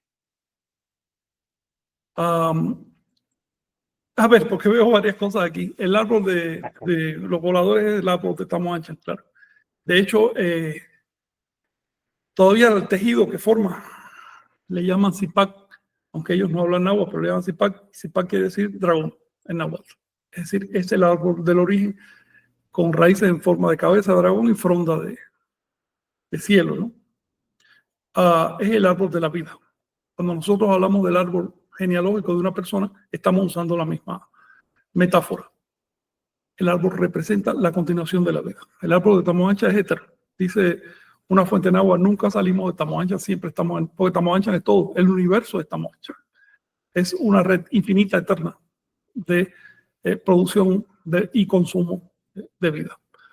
El árbol dentro de cada ser vivo, por supuesto, está presente de alguna manera, ¿no? Está presente como un hilo conductor. No solo el hilo de las generaciones, sino un hilo transversal que nos permite desarrollar como individuos. Así que la evolución de la vida y la conciencia es justamente esa danza entre lo que recibes por generación y transmites por rutina generativa y aquello que ganas, aquello que logras por tus búsquedas, ¿no? No sé si respondí la pregunta o si la entendí bien o la entendí mal. Sí, sí, bueno. También saludos a Isabella allá en Buenos Aires, Argentina. Eh, También, bueno, son con respecto a a estos ciclos, nos comenta las constantes de desconstrucción y abandono de los templos y ciudades avanzaban con el movimiento y los astros. Era una marca y una necesidad también. El abandono de las ciudades era, en primer lugar, tenían que hacerlo, porque el sistema de cultivo se basaba en el aprovechamiento del anillo alrededor de la ciudad, del anillo natural. No había, como ahora, fertilizantes ni nada de eso, por lo menos no eran tan eficientes. Entonces, el anillo se agotaba. Por eso se nota sobre todo en la zona maya, donde el campesino agotaba una milpa y después se iba para otra y para otra y para otra, hasta que pasados tantos años, 7 años, algo así, podía regresar a la primera. Era su forma. Y lo mismo pasaba con las ciudades. Las ciudades de Anagua eran anulares, es decir, un anillo de construcciones, otro de campos, otro de construcción, así se iban como que disipando un poco. Era su forma y así sobrevivían. Y por supuesto, después de un tiempo, toda una zona queda erosionada. ¿Pero qué hicieron? Los calendaristas averiguaron el ciclo de la erosión y lo recogieron en el calendario. Entonces, el abandono y reconstrucción de ciudades se convirtió en marca. Había una razón también de tipo, vamos a decir, místico. Recuerden que en cada año, en el Día del Fuego Nuevo, la gente arrojaba ofrendas a las llamas en señal de desapego y también para evitar idolatría. Por ejemplo, aparece un montón de estatuillas decapitadas y arrojadas a las llamas, arrojaban rosarios, collares, libros, etcétera, ¿no? Y cada 52 años hay testimonios que arrojaban estatuas grandes y cosas valiosas y además reconstruían los templos. Por otro lado, los abandonos de ciudades se pueden medir en ciclos de 520 años. Nos está hablando de que se interpretaba como una gran ofrenda de fuego nuevo. El abandono y reconstrucción de la ciudad. No es que desapareciera la gente, se establecían a cierta distancia. Sí, todavía había fertilidad de la zona, lo que hacían era reconstruir una ciudad encima de otra. Entonces ves, por ejemplo, en Teotihuacán, etapas enteras soterradas y encima construyeron de nuevo, lo cual es muy útil para los arqueólogos porque entonces encuentran las cosas en un estado bastante prístino, ¿no? Sí. Exacto. También saludos a Lat Durán, comenta Nika Nash. Comenta, la piedra parada es una metáfora de la continuidad de la vida. Me refiero debido a que debió existir un entierro horizontal y las tumbas se erguieron y por eso el Zompantli es vertical. A ver, el Zompantli, como lo dice su nombre, es un altar de cráneos. Pantli, acuérdate que entre otras cosas significa altar o lugar donde se exponen cosas de cráneos. Es un homenaje a los muertos. Los Zompantli no solo aparecen en Mesoamérica, también aparecen en Sudamérica y hasta en Europa, vaya, si a eso vamos. Y son simplemente monumentos a los muertos sin más repercusión ideológica. Ahora bien, el Zompantli delimitaba un área que se llamaba Tetocoyan en agua, que quiere decir sembradero humano. La costumbre era cremar a la gente, pero conservaban la cabeza. Y esa cabeza recibía el nombre de semilla. Por eso el cementerio, en vez de llamarse cementerio, se llamaba sembradero, porque se sembraba la cabeza como semilla de una resurrección espiritual. Esto lo vemos en el mito, en la historia de Popol Vuh, donde la cabeza ¿se acuerdan que enterraron a Hunahpu en un montículo? Y subió el árbol y generó cabezas. Es decir, las cabezas son el emblema. Y una de esas cabezas dio origen a los siguientes. El que enterraron fue a Hunahpu. Y de ahí salieron los otros seres culturales que son Hunahpu y Falanque. En otras palabras, la cabeza representaba la muerte, el cráneo representaba la muerte, pero también la resurrección, porque la cabeza agrupa los órganos de percepción, los órganos de los sentidos. Entonces es emblema de conciencia.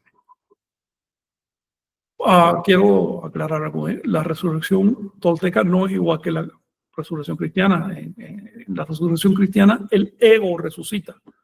Es decir, la persona vuelve a ser consciente de haber sido el mismo mono loco que fue, pero en la resurrección tolteca el ego se quedó y el polvo se quedó en el polvo. Lo que resucita después de tu muerte son tus acciones, es decir, las consecuencias de tus actos.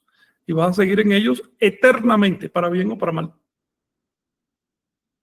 Tan importante es el mono que necesita volver a vivir, ¿no? En No, ese no, sentido el mono, cristiano. el Exacto. mono ya hizo bastante, ya erosionó bastante el universo. Así que vamos a dejarlo de lado, pero cada una de las acciones buenas o malas que existe tiene consecuencias. Se llama causa y efecto. No es nada místico, es algo elemental.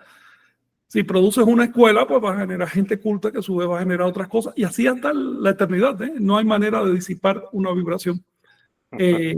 Para bien y para mal, nosotros nos quedamos enganchados de eso. También hay otro detalle que ya es psicológico y que ya sí empieza a ser, digamos, una visión mística del mundo.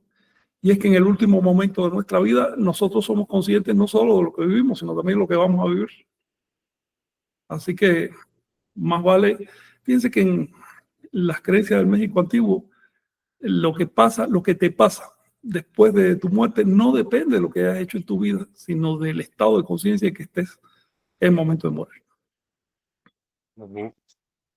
Es importante tener esa conciencia, ¿no? Bueno, ya nos hablamos de la cabeza, que es esa conciencia, es el Chicomostoc, y es justamente en ese estado, qué tan listos estamos para cuando lleguemos a ese momento, ¿no?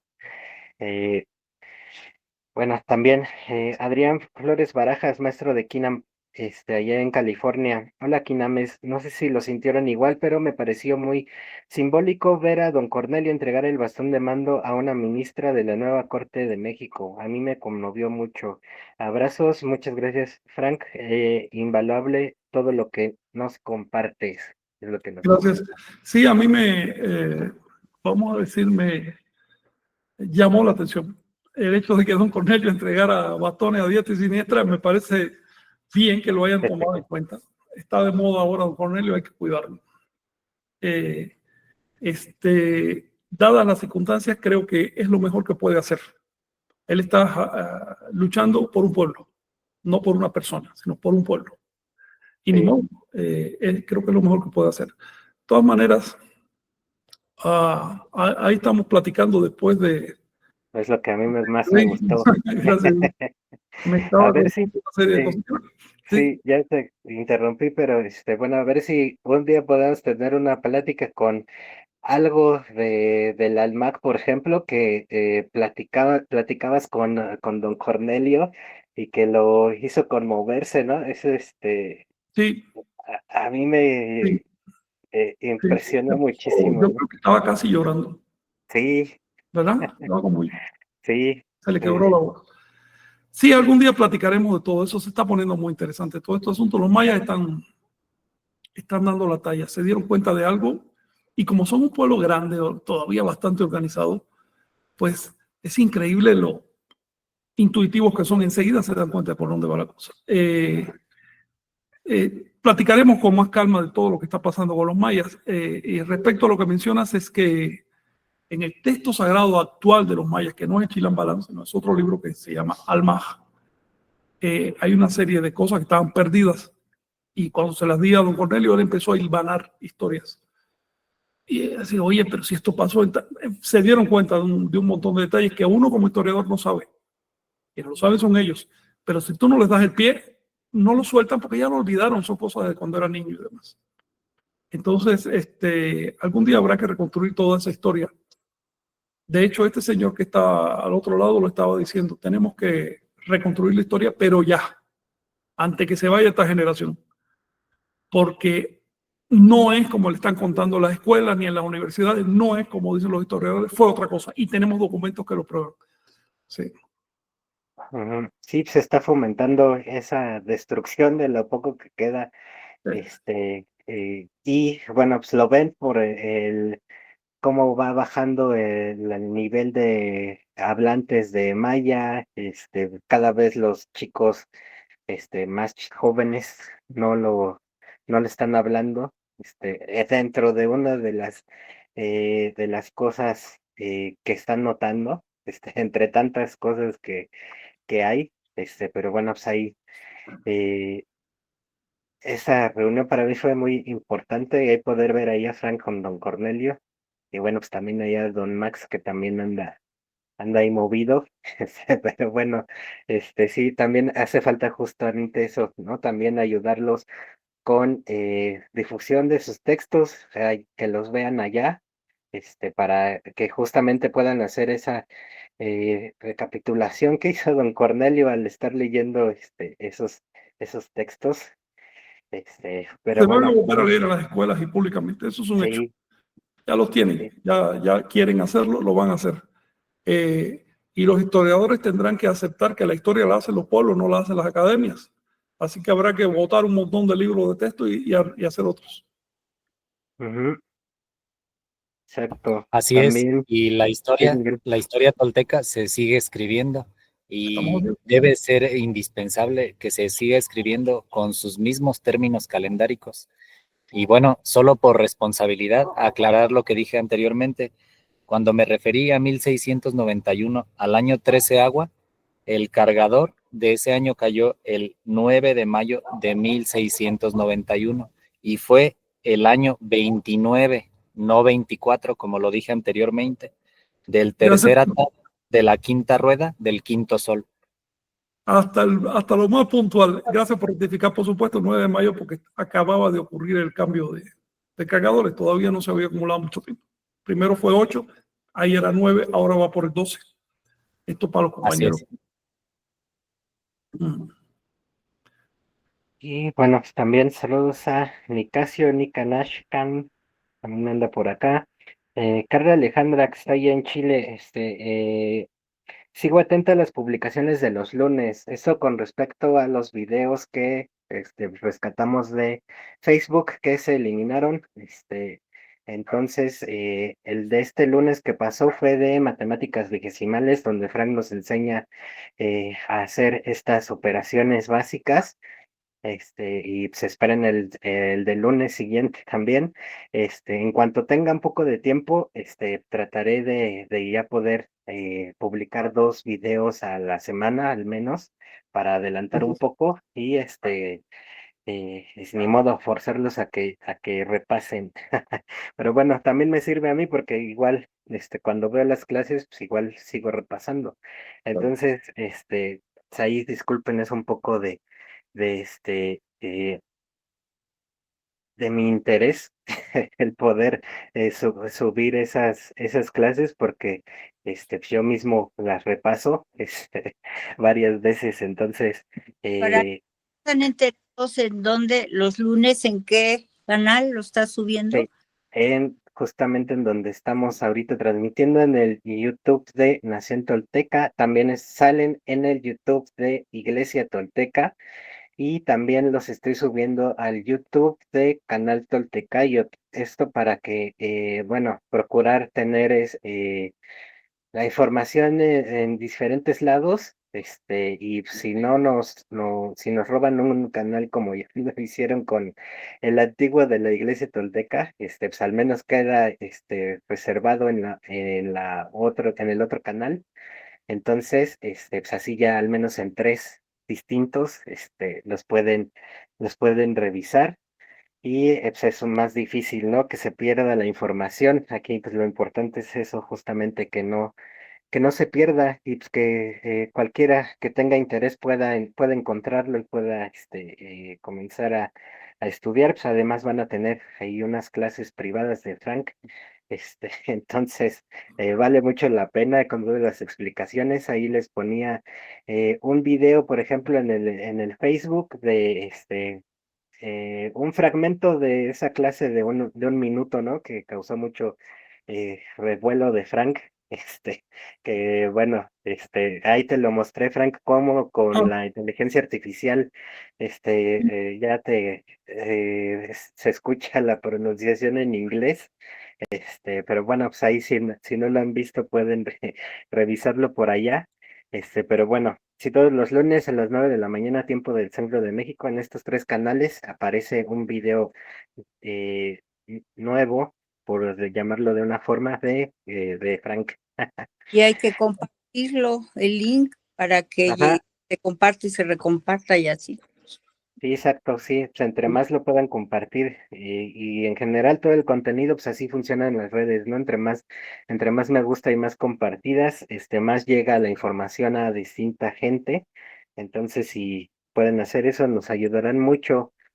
Y pues también, ya para cerrar, X luego, la resurrección es el nahual que perdura, no como los 4 cargadores que se disipan. mira, resurrección, recuerda que es una palabra del español, por lo tanto, de la cosmovisión cristiana, que significa volver a vivir. Eso no es exactamente lo que pasa. En la cosmovisión anahuaca le llamaban shoshouki, que es reverdecer. Cuando un árbol, digamos que se seca en el invierno y vuelve a reverdecer en primavera, no es que haya muerto y vuelva a vivir literalmente, ¿no? Es un proceso más real, más orgánico. Y es que pasa por una transición y luego florece de nuevo y eso lo hace continuamente. Luego la resurrección tolteca está más cerca de lo que nosotros llamamos hoy evolución que de la idea de la resurrección cristiana. Significa que todo movimiento se conserva. Significa que siempre vamos a estar ahí. Si nos damos cuenta de eso, somos agentes creativos, porque vamos a tratar de hacer las cosas de tal manera que generemos valores. Si no nos damos cuenta de eso, somos huecos negros. Vamos a chuparnos la energía ajena, pero de todas maneras nuestras acciones siempre van a estar ahí y van a sumarse al fondo de depredación del universo. Es Eso como son- recordar la ley de la causa y efecto, ¿no? Que todo lo que estamos haciendo ahorita va a repercutir en un efecto. Entonces, mucha atención con lo que estamos haciendo, cómo va a repercutir. La doctrina cristiana, como la musulmana como la hindú, tienen una enseñanza que es caricaturesca, pero refleja una gran verdad. La enseñanza de la gloria y del infierno. Sí, existen. No son como nos lo han dicho los curas, pero existen. La gloria es poder participar en el lado constructivo, creativo del universo, ab eterno, para siempre. Porque en ningún momento se va a cortar y va a desaparecer esa vibración.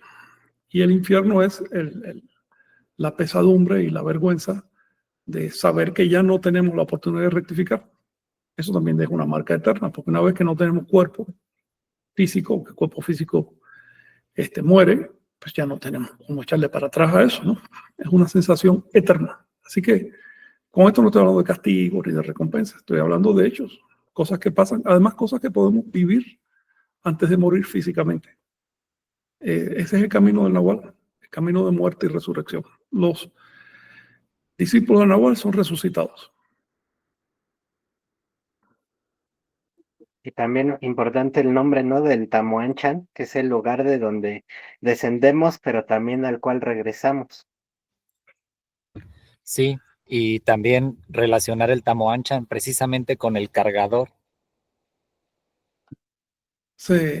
Hoy me escribía una persona en un video de YouTube, me decía que toda cadena por necesidad tiene un primer eslabón. Y por necesidad ese primer eslabón no tiene una causa previa. Ya te imaginas qué es lo que quería probar con esa idea. Pero es tan simple como una cadena circular no tiene un primer eslabón. Una cadena infinita no tiene un primer eslabón. Si liberas la mente de secuencias causales, en ese momento despertamos internamente. Ahí podemos notar la repercusión de una historia lineal o una historia cíclica en nuestras concepciones y organización de la realidad. Si estamos presos en el pellejo físico, lo vamos a ver todo en ciclos. La realidad no depende de los ciclos, no está sujeta a los ciclos, pero nosotros tenemos una estructura redundante, así que vamos a ver ciclos. Y fluir con esa estructura nos va a permitir orientarnos en el universo. Si empezamos a tener una sensación de triunfalismo o de haber descubierto el agua tibia o de saberlo todo, estamos en mal camino.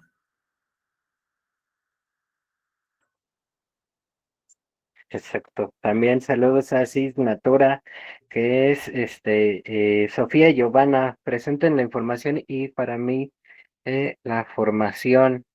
Eh, y bueno, Adrián Flores Barajas, comparte los videos en inglés por Instagram y los comparto yo también. Eh, veo si en Instagram se puede hacer ese cambio porque en Facebook lo hizo automáticamente. El video está ahí en Instagram también. Pero bueno, si puedo hacerlo de esa forma, lo comparto ya para que también lo puedas compartir por ahí, Adrián. Y bueno, con esto cerramos. Nada más, no sé si tengan algún comentario final antes de terminar la transmisión. Por mí es todo. Solo agradecer. Gracias a ti. Solo agradecer. Muy bien, pues, muchas Adiós. gracias por estar ahí con nosotros. Nos encontramos el próximo sábado. Okay. Saludos. Gracias.